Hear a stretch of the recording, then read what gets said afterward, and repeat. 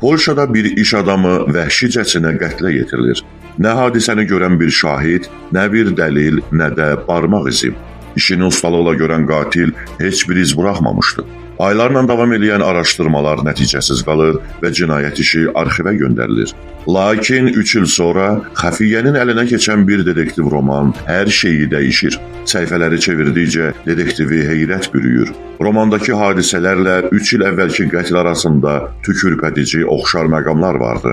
Dəlillər eyni, qətlin törədildiyi üsul eyni, hətta cinayətin motivi belə eyni idi. Detektiv hər yerdə qatili axtararkən, qatil törətdiyi cinayəti ən incə detallarına qədər qələmə almaqla məşğul imiş. Hörmətli izləyicilər, kanalıma abunə olmaqla və zınqrov işarəsinə basmaqla yeni yüklənən videolardan anında xəbərdar ola bilərsiniz. 2000-ci ilin dekabr ayı, Polşanın Wrocław şəhəri. Balıqçılar çaydan bir kişi meyidi tapırlar.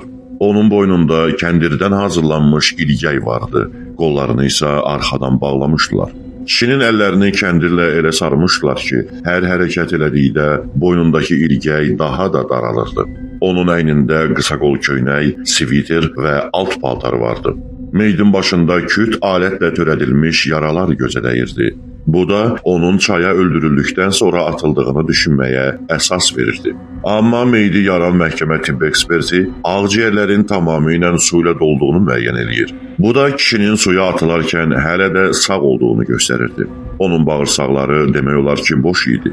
Bu da həmin şəxsin öldürülməzdən əvvəl günlərlə ac saxlanıldığını göstərirdi. Qətil xüsusi amansızlıqla törədilmişdi. Bu da qatilin öz qurbanını tanıdığını, ona qarşı böyük kin və nifrət bəslədiyini göstərirdi. Polislər meyidin şəxsiyyətini müəyyən eləyirlər. Bu 35 yaşlı iş adamı Dariusz Yanishevski idi. O reklam firmasının sahibi idi. Dariusz bir ay idi ki, itkin düşmüşdü. Onu sonuncu dəfə noyabrın 13-də işlədiyi ofisdən çıxarkən görmüşdülər.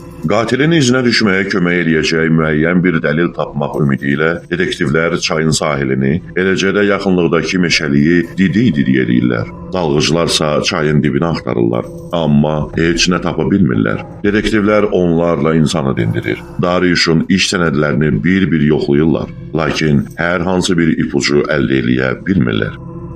Çayda meyidin aşkar olunmasından bir ay əvvəl Dariuszun firmasına anonim zəng daxil olmuşdu. Dəstəyi Dariuszun anası götürmüşdü. O firmada mühasib kimi çalışırdı. Danışan kişi idi. O 3 ədəd böyük ölçülü reklam lövhəsi sifariş eləmək istədiyini deyir. Qadın təfərrüatları öyrənməyə çalışır. Amma naməlum şəxs bunları yalnız Dariuszla müzakirə eləyəcəyini deyir. Oğlu ofisdə olmadığı üçün qadın onun mobil nömrəsini verir. Yad adamın səsi ona şübhəli gəlməmişdi. O bunun adi bir iş zəngi olduğunu düşünür. Bir neçə saatdan sonra Dariusz ofisə gəlir. Sifarişçi artıq ondan əlaqə saxlamışdı və onlar görüş təyin eləmişdilər. Müəyyən səbəbdən Yanishevski görüşə öz maşını ilə getməmişdi. Onun avtomobili dayanacaqda qalmışdı. Dariuszun düşmənləri yox idi. Dostanışları, qohumları onu həlim xasiyyətli, mülayim, heç kimdən işi olmayan biri kimi təsvir edirlər. Dariusz 8 il idi ki, evli idi, amma övladı olmurdu. O, həyat yoldaşı ilə birlikdə övladlığa uşaq götürməyə hazırlaşırdı. 6 ay ərzində aparılan araşdırmalar heç bir nəticə vermir və cinayət işi ilə bağlı sənədlər arxivə göndərilir. 3 ildən sonra 2003-cü ildə bu cinayətçi başqa bir detektivə, Jacek Wróblewskiyə həvalə olunur. Wróblewski öz təcrübəsindən bilirdi ki, qatı açılmamış cinayətlərdə ipucu çox vaxt istintaq sənədlərində, hesabat mətnlərində gizlənir. İlkin araşdırma zamanı nə isə diqqətdən qaçmış ola bilərdi. Wróblewski qovluğu açır və istintaq sənədlərini bir-bir oxumağa başlayır. Bir məqam onun diqqətini cəlb eləyir. Dariuszun cib telefonu yoxa çıxmışdı. İtkin düşdükdən sonra onun sim kartı bir də istifadə olunmamışdı. Amma seriya nömrəsi əsasında telefonun izinə düşmək olardı. Günlərlə aparılan intensiv axtarışlar detektivi internetdə yerləşən hərrat saytlarından birinə gətirib çıxarır. Dariuszun yoxa çıxmasından cəmi 4 gün sonra həmin saytda eyni seriyalı cib telefonu satılmışdı. Orada telefonu satan şəxsin adı və soyadı qeyd olunmuşdu. Bu, Christian Bala adlı bir şəxs idi. Hadisə yerində heç bir iz qoymayan, ideal qətl törətmiş qatilin qurbanının telefonunu internetdə sata biləcəyi inandırıcı gəlmirdi. Çünki belə olan halda o özünü asanlıqla ələ vermiş olurdu. Bəlkə Kristian onu yoldan tapmışdı və ya kimdənsə satın almışdı. Detektiv Vrublevski Kristianın bioqrafiyasını araşdırmağa başlayır. 30 yaşlı Kristian Vratislav Universitetində fəlsəfə üzrə təhsil almış, oranı fərqlənmə diplomu ilə bitirmişdi. O, jurnalist kimi fəaliyyət göstərir, eləcə də kitab yazırdı. 2001-ci ildən başlayaraq Kristian dünyanın bir sıra ölkələrini gəzməyə başlayır. O, Polşaya nadir hallarda valideynlərinə baş çəkmək üçün gələrdi. Yaşadığı ölkələrdə Kristian ingilis dili müəllimi kimi çalışar, eləcə də diving instruktoru kimi fəaliyyət göstərərdi. Məlum olur ki, Kristian 2003-cü ildə Amok adlı roman yazıb. Detektiv romanı oxumağa başlayır. Amok polyak dilində quduzluq deməkdir. Kitab detektiv janrında yazılsa da, fəlsəfi fikirlərlə zəngin idi. Romanda Kris adlı baş qəhrəman içki içir, qadınlarla əylənir, sonda da heç bir səbəb olmadan məşuqəsini işgəncə ilə öldürür. Kitabda bir hissə detektivin diqqətini xüsusilə cəlb eləyir. Mən onun boynuna ilgək saldım. Digər əlimlə bıçağı sol döşünün altına sapladım. Hər yer qan içində idi. Dariuşu da boynuna ilgək salaraq çaya atmışdılar. Bundan sonra romanda Krisin dəlilləri necə yox eləməsi təsvir olunurdu. Yapon bıçağını internet hərracında satdım. Bu cümlə detektivi heyrətə gətirir. Dariuşun itmiş telefonu da auksionda satılmışdı. Romanda təsvir olunmuş hadisə ilə Dariuşun qətli arasında üst-üstə düşən başqa məqamlar da vardı. Məsələn, romanın qəhrəmanı kimi müəllif də həyat yoldaşından boşanmışdı, dünyanı gəzirdi. Bu qədər təsadüf ola bilməzdi. Bütün bunlar təbii ki, məhkəmədə tutarlı sübut ola bilməzdi.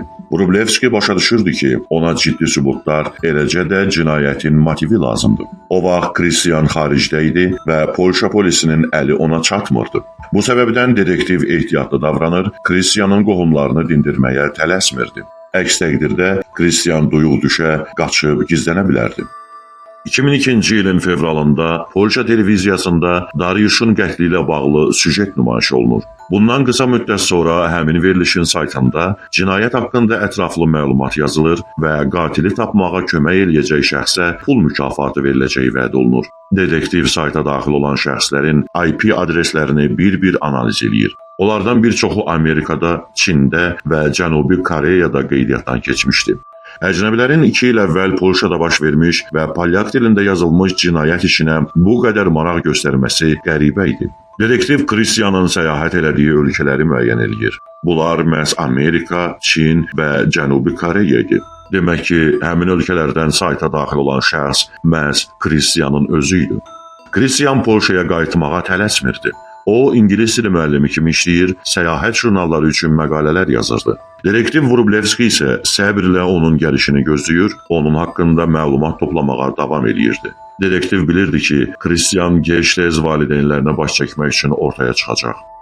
Nəhayət 2 ildən sonra 2005-ci ilin payızında Kristian Polşaya gəlir. Sentyabrın 5-də o həbs olunaraq polis idarəsinə aparılır və Vrublevski tərəfindən dindirilir. Detektiv ondan Dariuşun telefonunu hardan əldə elədiyini soruşur. Kristian onu Lombarddan aldığını bildirir, amma Lombardın ünvanını xatırlamadığını deyir. Vrublevski yazıçını yalan detektorunda testdən keçirir. Test zamanı Kristian bir neçə dəfə nəfəsini saxlayaraq cihazı aldatmağa çalışır. Nəticədə ziddiyyətli məqamlar ortaya çıxır və cihaz bir mənalı olaraq Kristianın yalan danışıb danışmadığını müəyyən eləyə bilmir. Kristianın qatil olduğunu sübut eləyən birbaşa dəlillər olmadığı üçün detektiv onu sərbəst buraxmağa məcbur olur. Yazıçının ölkəni tərk eləməsinə qadağa qoyulur. Detektiv isə öz araşdırmalarına davam edir.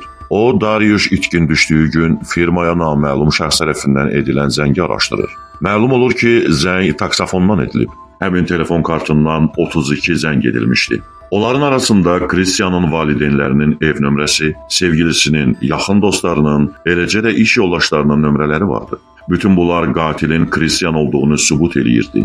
Təkcə cinayətin motivini müəyyən eləmək qalırdı. Bu məsələdə detektivə yazıçının keçmiş arvadı Stanislavanın ifadəsi kömək eləyir. Məlum olur ki, qətildən bir neçə ay əvvəl Stanislava Kristiandan boşanıb. O, yayda rəfiqələri ilə birlikdə gecə klubuna gedir və orada Dariuşla tanış olur. Stanislava ilə Dariuş görüşməyə başlayırlar. Boşanmalarına baxmayaraq Kristian keçmiş arvadını qısqanır, onun hər addımını izləyirdi. Kristian Stanislavanın Dariuşla görüşdüyünü öyrənir. O sərxoş vəziyyətdə Stanislavanın evinə gedərək onu döyür. Mübahisə zamanı Kristian keçmiş arvadına onun kimlə və harda görüşdüyünü bütün detallarına qədər deyir. Bu bir daha yazıçının Dariuşu tanıdığını və onu qısqanclıq zəminində öldürdüyünü sübut edirdi.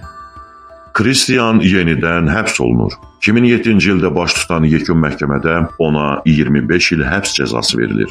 Bu hadisə Polşada böyük səs-küy doğurur. Qatil yazıçının qələmə aldığı roman qısa müddət ərzində rekord sayda satılır. Həbsdə olduğu müddət ərzində Kristian polyak dilində sayıqlama mənasını verən Delirik adlı ikinci roman üzərində işləməyə başlayır. Bu əsər də detektiv janrdadır. Kim bilir, bəlkə bu romanda da Kristian üstörtülü şəkildə törətdiyi başqa bir qətli qələmə alırdı. Bu hadisə onu göstərir ki, ən intellektual qatil belə öz egosuna məğlub olur. Kristian törətdiyi mükəmməl cinayətlə qürur duyur, hər kəsin bu haqda bilməsini istəyirdi. O, törətdiyi cinayəti kitabında təsvir eləməklə özünü ələ vermiş oldu. Kristian tutulmayacağına ya da tutulsa belə bunun sadəcə ədəbiyyat olduğunu iddia eləyərək xilas olacağına inanırdı. O, dahi kimi tanınmağı arzulayırdı, lakin tarixə sadəcə qatil yazıcı kimi düşdü. Bugün Kristian hələ də həbsdədir və Polşa qanunlarına görə cəzasını çəkməkdədir. Onun romanı isə cinayətin etirafnaməsi kimi kriminologiya dərsliklərinə düşür və universitetlərdə bu mövzuda tələbələrə mühazirələr oxunur.